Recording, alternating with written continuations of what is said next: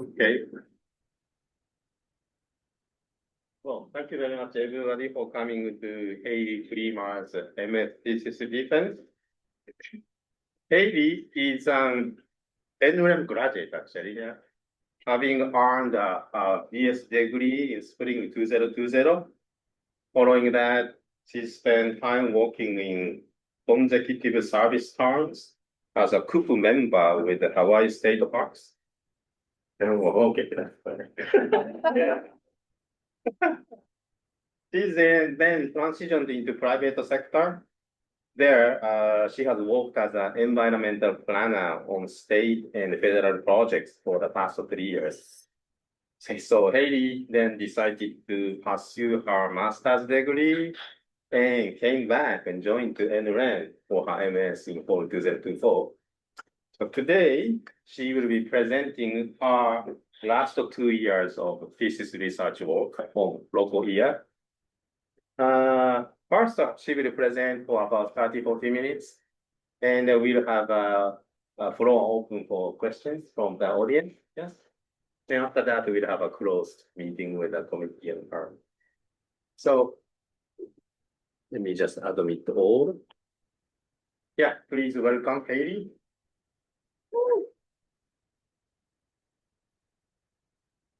Hi, everybody. Thank you so much. Thank you everyone in the room and online for joining me this morning. I'm excited to share my thesis project, Historic Fish Ponds of Hawaii, a spatial inventory and analysis of local land change in coastal regions. I'm joined today by my advisor, Tomoaki Miura, committee in Fan Sang, and Brenna Lee. Maybe we can make small. Yeah. That one, yeah. Yeah. Let's see. Let's decide. It's not working. Just click on the slide again. Yeah. So for a brief overview of what I'll be discussing today, I'll start with some background and my approach to the research questions, which drove my project objectives, how I broke that down into 3 distinct project phases, results, a short discussion, some limitations, and future directions. So many of us in the room are familiar with fish ponds through a multitude of different technical resource backgrounds, whether that be fisheries focused, marine management, biocultural restoration, or historic and cultural preservation. They touch on so many different aspects in the natural resource management world. Being in the coastal zone, they are truly a nexus of different ecological parameters, as well as governance and permitting constraints. And they function as mirrors to greater land division health and are recognized widely as being keystone biocultural examples. So for being such an important and uniquely recognized resource in Hawaii, I was surprised a few years back when one very simple question sort of became the tip of research iceberg, which was, how many are there? There's a widely referred to estimation of between 400 to 500 fish ponds, or more specifically, 488 documented in Hawaii. This comes from a 1973 study done by Hawaii archaeologist Dr. Pila Kikuchi, which cataloged fish ponds across all islands as his dissertation work and assigned general types and subtypes. The study is a really incredible body of work and is considered a standard resource when researching fish ponds. But this figure represents a historic estimation and isn't representative of the current fish ponds at present day. And I had always heard so many references anecdotally of this fill-in-the-blank location used to be a fish pond or a complex of fish ponds, especially along coastlines. Rapid development in the 20th century transformed a lot of former fish pond sites to a plethora of other land cover and land uses. A notable example of this was Wailupe Fish Pond, which was dredged and filled in the 1950s to a residential community by the 1960s. So with such rapid land cover change in the last century, really paired too with the corresponding shift away from physical archives and documentation, finding a concise and up-to-date answer for how many fish ponds are there in Hawaii started to become a little bit more complex. So to illustrate this just a little bit further, if you Google this exact phrase, you'll find a lot of articles citing variations of that first number that we saw earlier, which are not incorrect by any means, but it's always going to be a broad approximation. So a Sea Grant article pulls up 488, Oceanic Institute more than 400, Wildlife Management Institute more than 450, Civil beat, more than 480. And Google's search AI told me that there were over 1,000 in 1990 specifically. And I reran that search query 3 different times to see if it would correct itself, and it didn't. And if you search up more specifically how many fish ponds are there in Hawaii today, you'll get a ballpark between anywhere from 40 to 60 sites. As I was trying to conceptualize this massive change in land cover, I started to look for a graphic or spatial data to substantiate the vast difference from 500 down to roughly 50. This image, generated by KUA, which, if you're not familiar with them, are a nonprofit organization that helps other grassroots organizations convene towards conservation goals, one of which is Hui Malama Ia, which is a network of fish pond practitioners across the islands.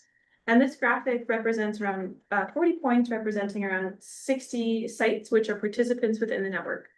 So this graphic is not necessarily representative of the full amount of existing sites. And going back to the estimations that various search engines yield when you try and search for how many fish ponds exist currently, it's very likely that the amount of sites participating in restoration networks are being used interchangeably with the total number of existing fish ponds, which was known to be ambiguously higher, but no definitive number.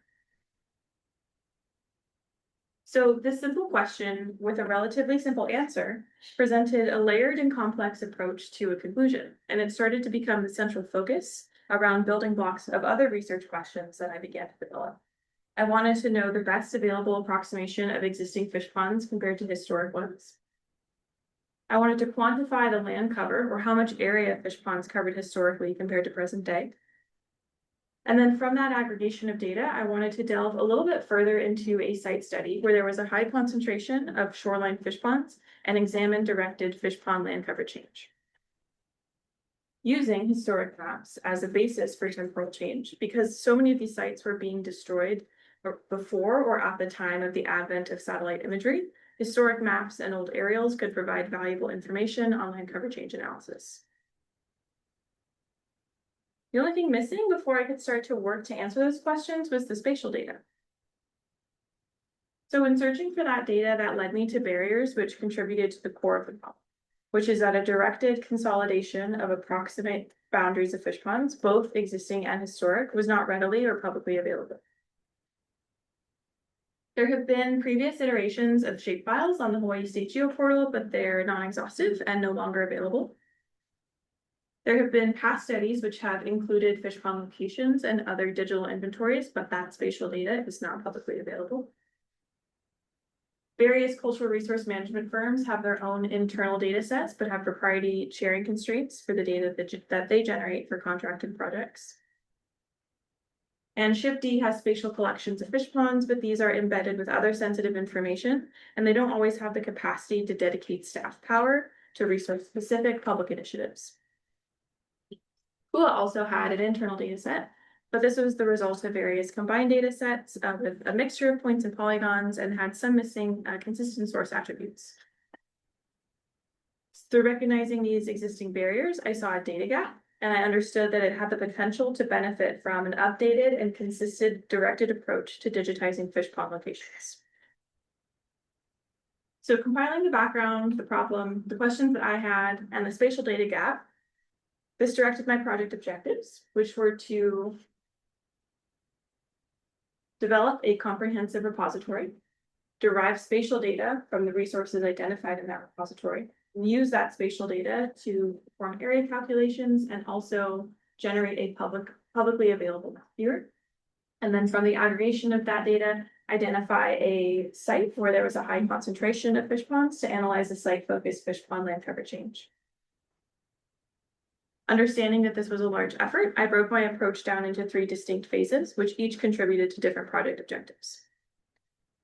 Firstly, the resource identification phase.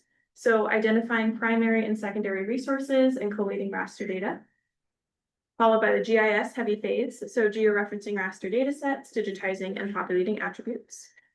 And ending with the land cover change analysis portion, which focused on a select study site and used heterogeneous data sets.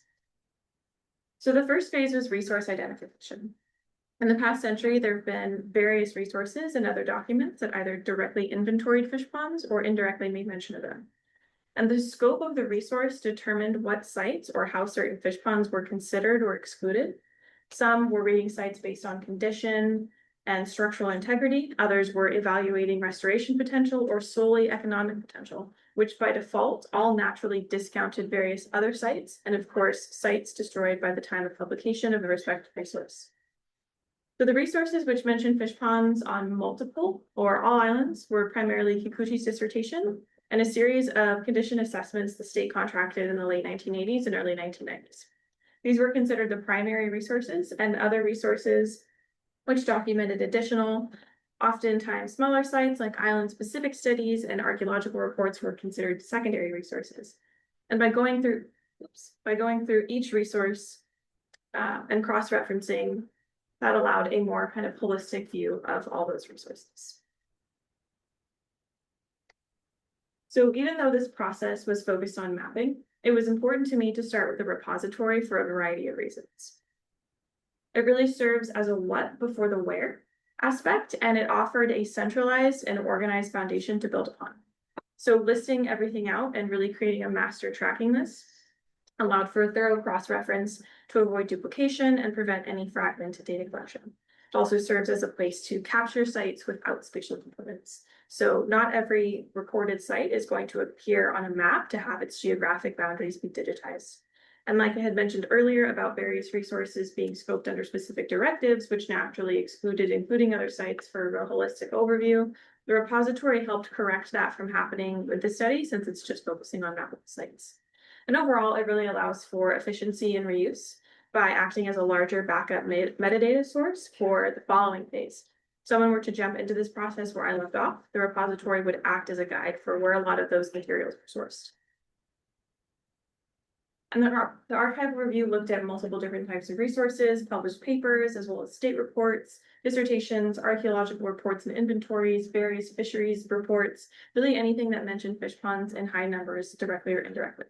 I also reviewed Kipuka's database, which had some spatial information and was great for sourcing Mahali records, and Ulukau, which had Lokoʻia listed as part of a really incredible place name collection by Lloyd Soren. So here's just a quick glimpse into the repository itself. Essentially, it's a master tracking list, and this is just a static screenshot of a small portion of it, but you can see there are tabs broken out for each island to keep sites organized. And as mentioned, those primary overarching resources shown here in blue appeared on every island's tab. And the secondary resources shown in pink were specific to one or just a few islands, and they appeared on their respective tabs. And this was really to keep the cross-referencing process clean, because when I was going through each one and noting where it did and didn't appear, this helped because a lot of sites had similar names, but tracking their type and geographic area helped to keep things streamlined.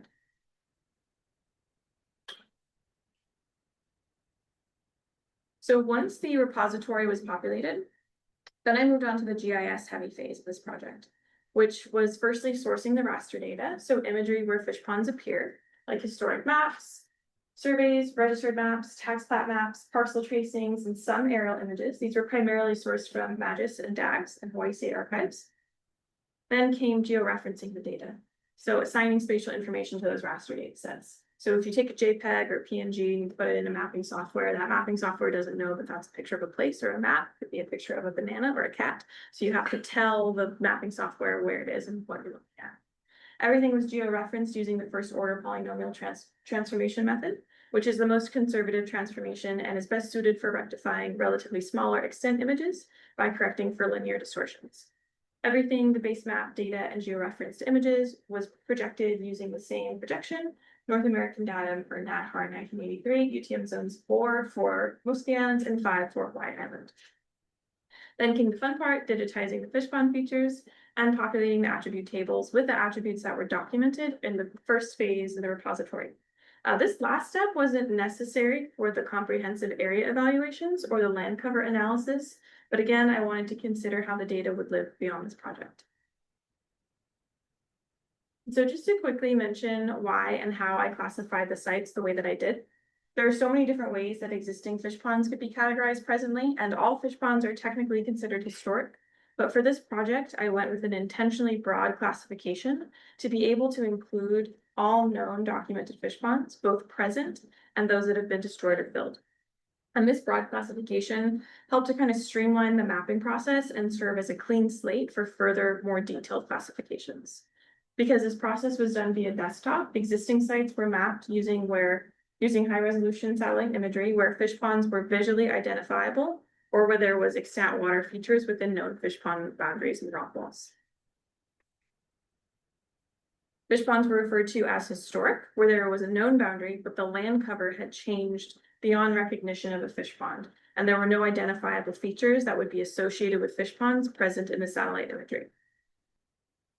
Here's just a glimpse into some of the historic maps and surveys which were used to digitize fish ponds.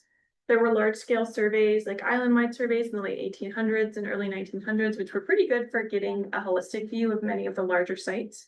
And registered maps and tax plat maps were very useful in getting more accurate boundaries at those smaller sites.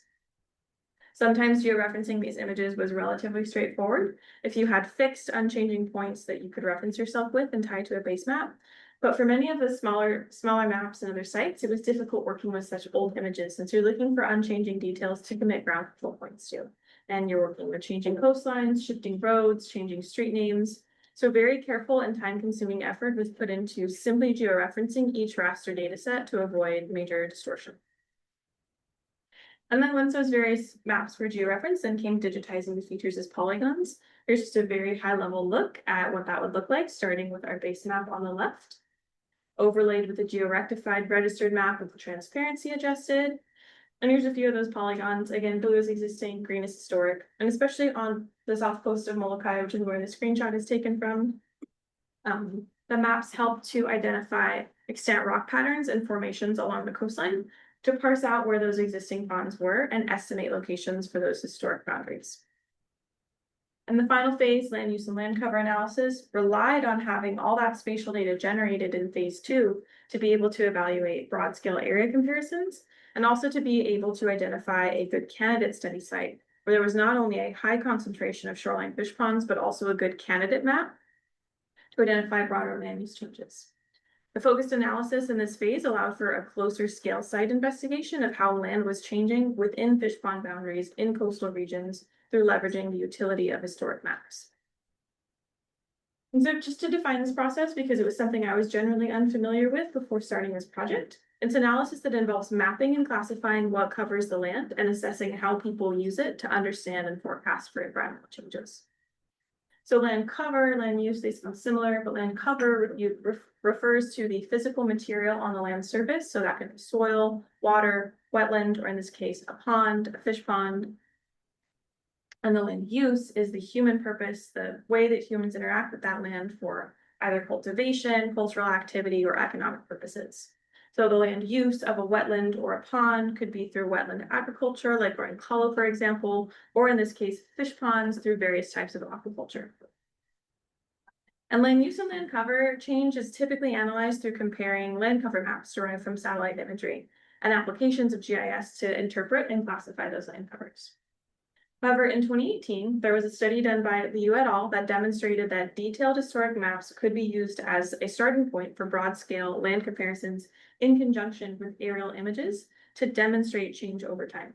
They used an 1867 Civil War map to help capture changes in wooded area to residential and impervious land. And in their study, they executed 3 different methods to classify and digitize the historic maps in their trial: manual classification, automatic pixel-based classification, and object-based classification. And in their results, they concluded that the manual method provided the most accurate results. So that study directly inspired an immediate way that the spatial data could be applied once it was generated. I identified Pu'uloa, Oahu, as a candidate study area and sought to leverage a detailed historic map that was sourced through phase 1 to be manually digitized further to explore directed and quantitative analysis of land cover change happening in a select number of fish ponds. And this process and the spatial data also kind of provided a replicable approach to investigate other sites. So this process considered a heterogeneous mixture of land cover sources to explore change. Here's an overview of the 4 different data set types used for land cover comparison of the study. And these actually worked out to be a nice roughly 50-year interval. The first being the 1873 historic map, followed by a composite of aerial photographs in 1927, 1928 that were taken from the US Army Corps.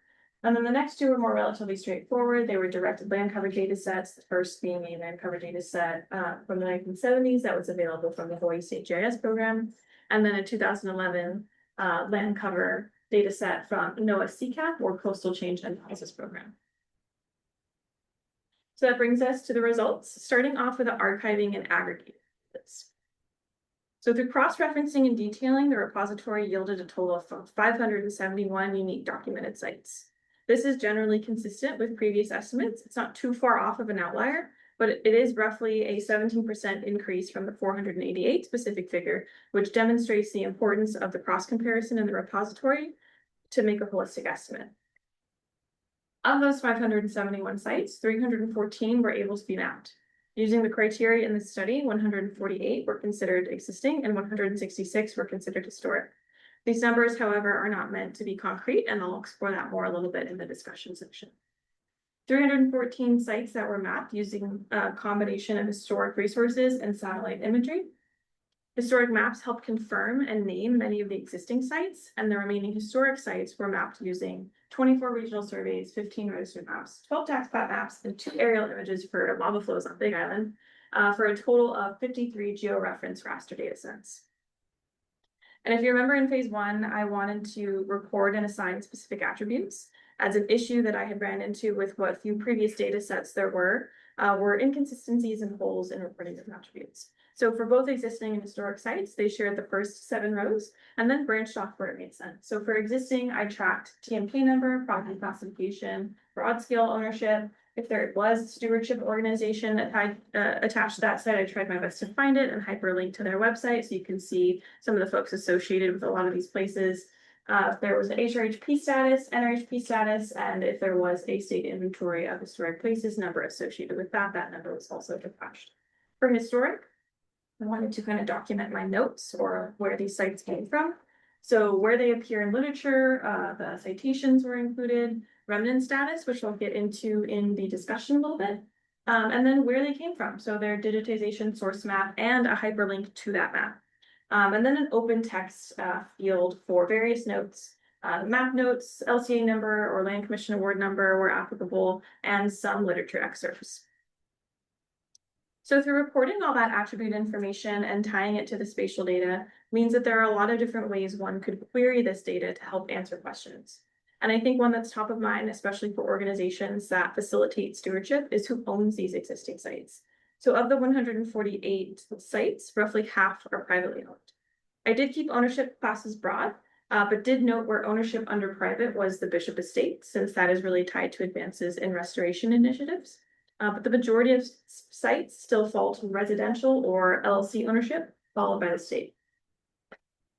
And here's just a very simple graphic of just Oahu, existing versus historic. You can filter this data displayed on size, fish pond type, ownership, etc. But I also wanted to display a short video glimpse into the fish pond viewer.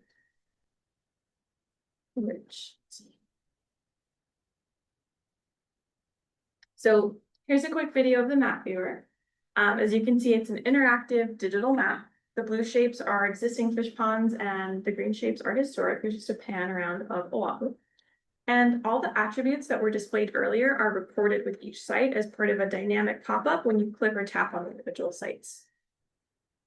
And as mentioned earlier, where there is a stewardship organization and they have a website, I tried to link it so you can see who's associated with each site. Panning over to Waikiki, if you click or tap on some of the historic sites or all the historic sites, you can see those same attributes and also go to the source map where the boundaries were digitized for each location. And this was important just to kind of show the actual boundaries as they were reported and kind of provide documentation if someone was looking into that specific site for further information. So panning over to Molokai on the South Shore, I also included reference layers from the Hawaii State GeoPortal. So geographic boundaries like moku, ahupua'a, stream connectivity, and watershed boundaries.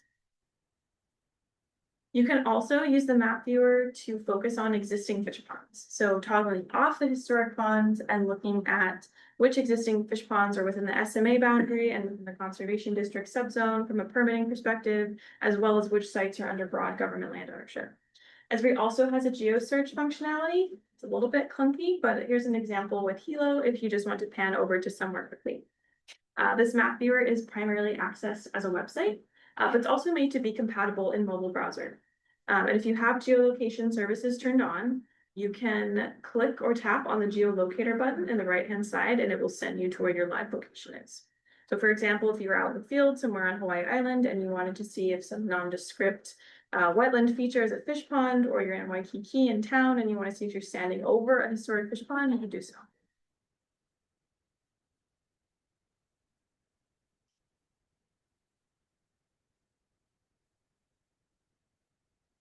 On the after video.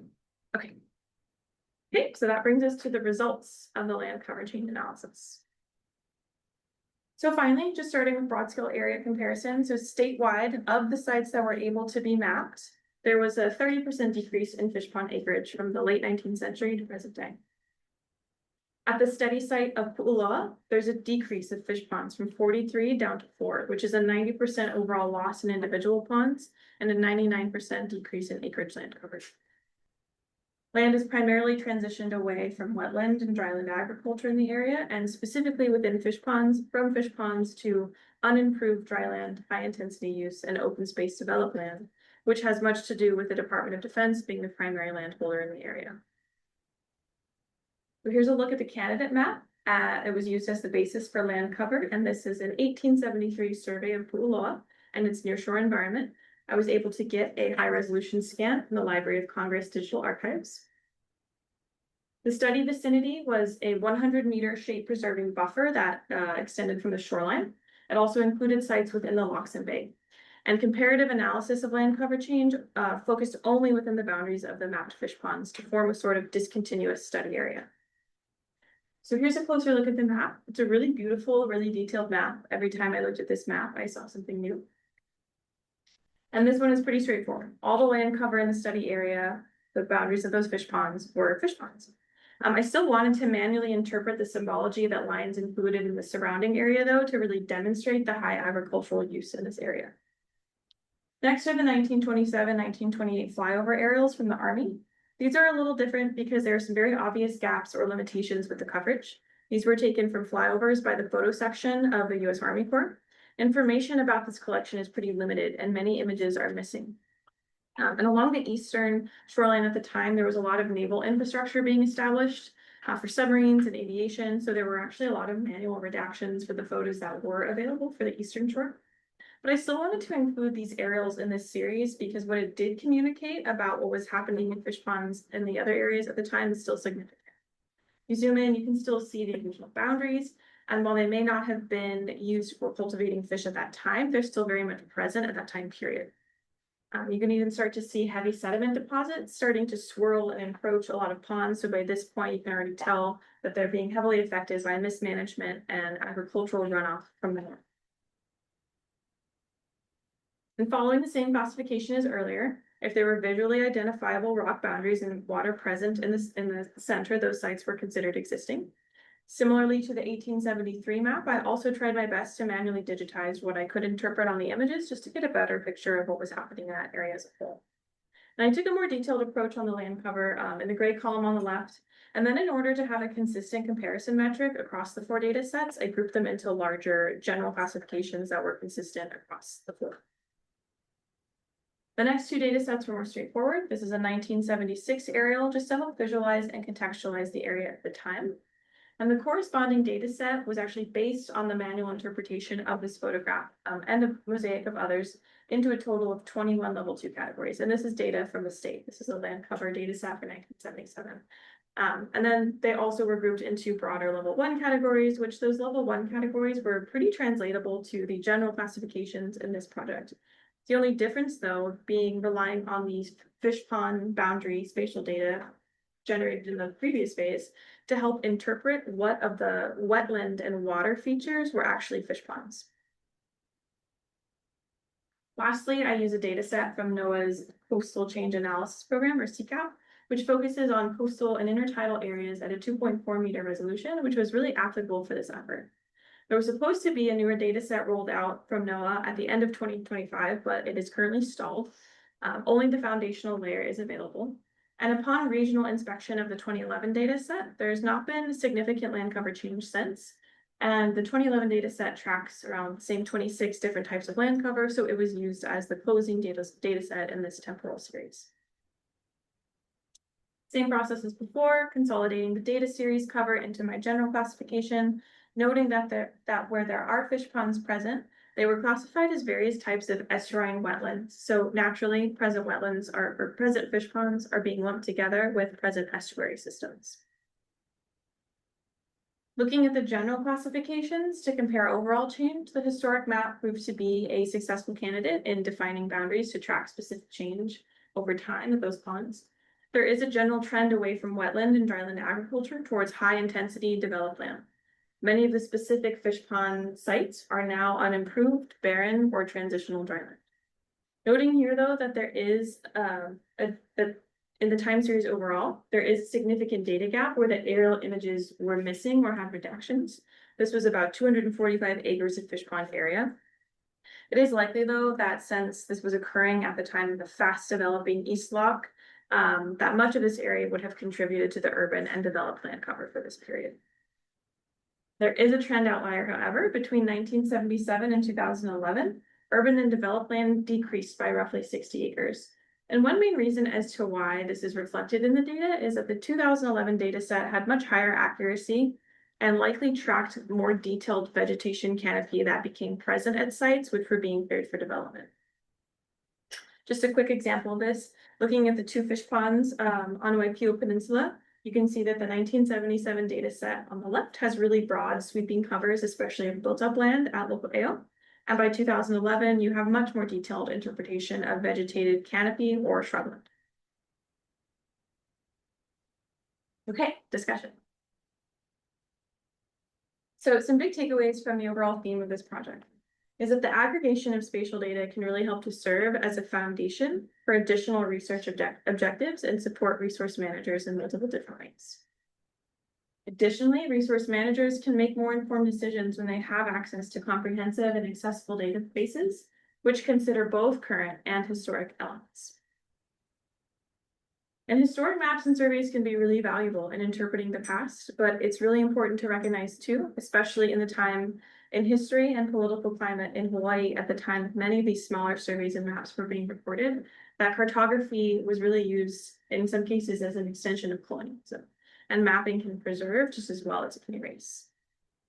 And this was really evident in the fact that the repository recorded so many sites that never appeared on maps, and many smaller fish ponds are mentioned in Mahele records but don't appear as map features anywhere else. It will take further detailing and research through Hawaiian language resources, mo'olelo, and oral histories to uncover approximate locations of other sites. The collation of this data also allowed for general ownership trends to be revealed and set a process for focused, directed land cover assessment. And the high-level organizations of where fish ponds are led to a really interesting sort of third classification, which was that through the mapping phase, there was a subset of series that were likely present, but due to the extensive sediment fill or vegetative cover, they were classified as historic since they weren't visually identifiable in the satellite imagery. These sites are subnoted in the dataset as potential remnant, and Loko Pamoku at the West Lock of Pu'uloa is a really good example of this.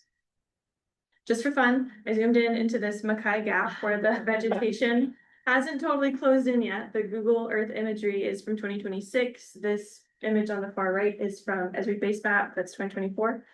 And you can sort of make out what looks like a submerged something, maybe a wall structure associated with the fish pond. In the 1927 aerial images, you can still see that that fish pond is present and its walls are present. So it's likely that the site is just heavily vegetated over. And really understanding the condition of these sites, this one among the 30 potential remnant sites across the state has a lot of potential to evolve. Firstly, to be explored through community consultations of people who know that area, then site visits, and even potential applications of LiDAR technology to identify rock structures through vegetation. So takeaways from Pu'uloa, the aggregation of spatial data overall demonstrated the study site how more focused, in-depth research can occur specifically on fish pond land cover. If I were to repeat the land cover analysis process at another location, I would just do a direct comparison from the historic map to the updated land cover data set, like the 2011 one or the 2024 one, released in the hopefully near future. The aerial images can be very helpful, but there can be too much kind of up to interpretation from a lot of those aerial images and redactions and data gaps. And older land cover data sets sometimes have manual interpretations just due to human error, because those 70s, 80s land cover data sets were also being manually interpreted from aerial images.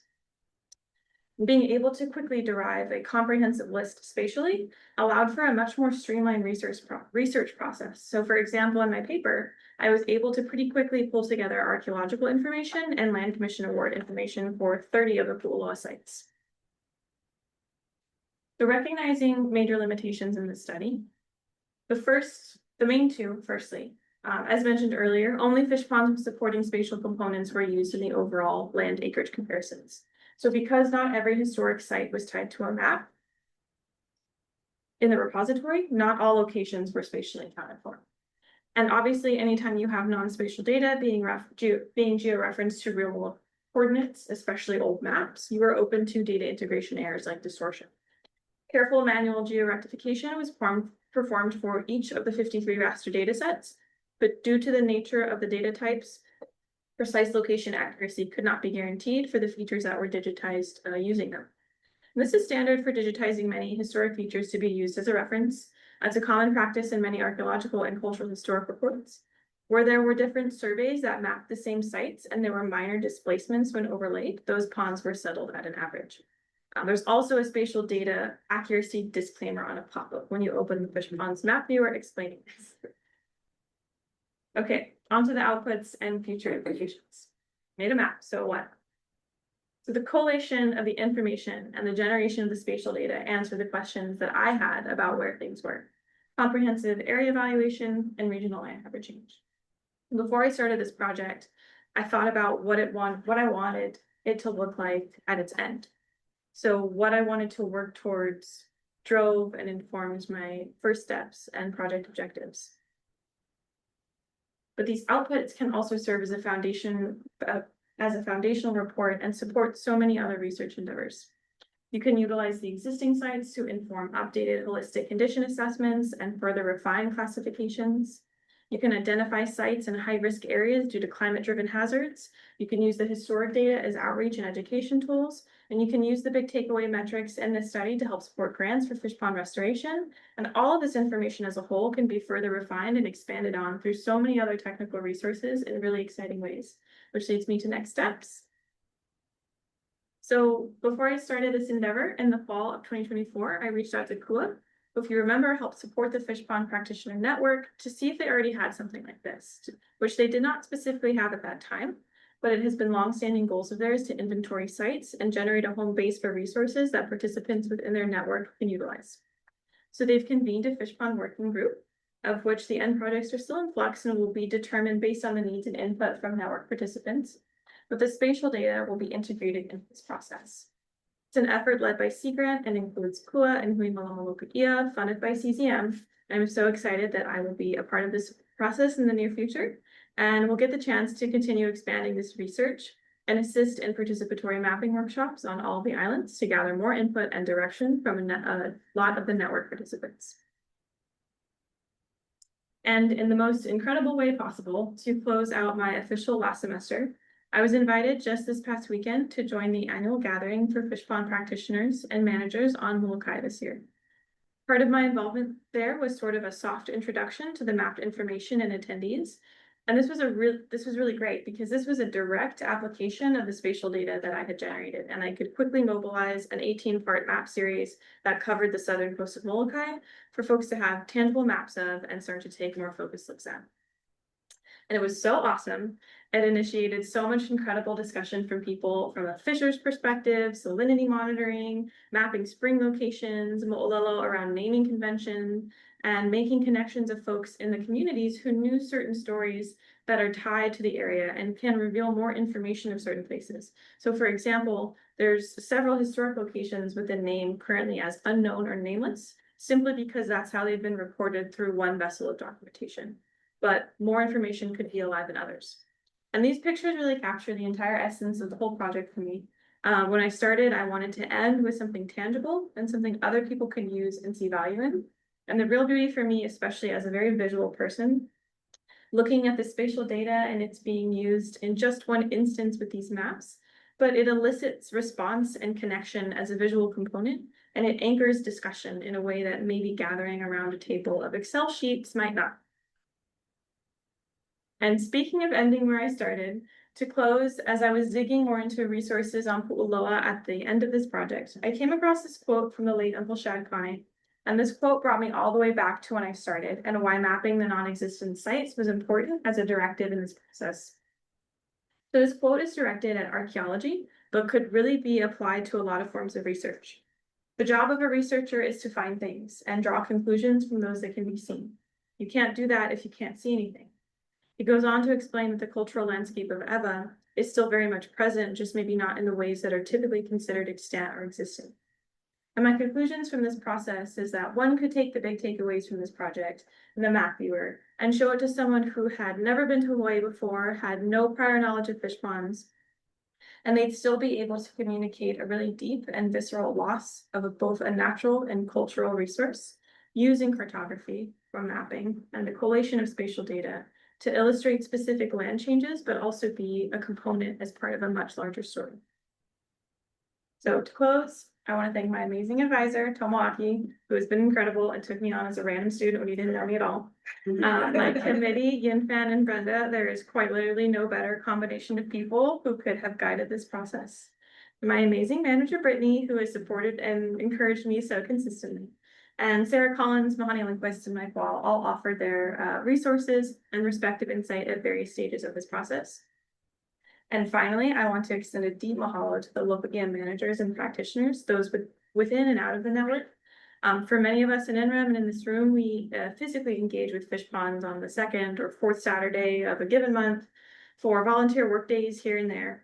But for a select and dedicated few and for entire families that go back generations, fish ponds and fish pond work is their morning, noon, and night. And they put in so much work and effort that has carried many of those sites through those decades. And that has made these fish ponds maps as part of this project, not just existing, but surviving sites. Their work has made that possible. And with that, I will close. This is a QR code for the map viewer, and I'm open for questions.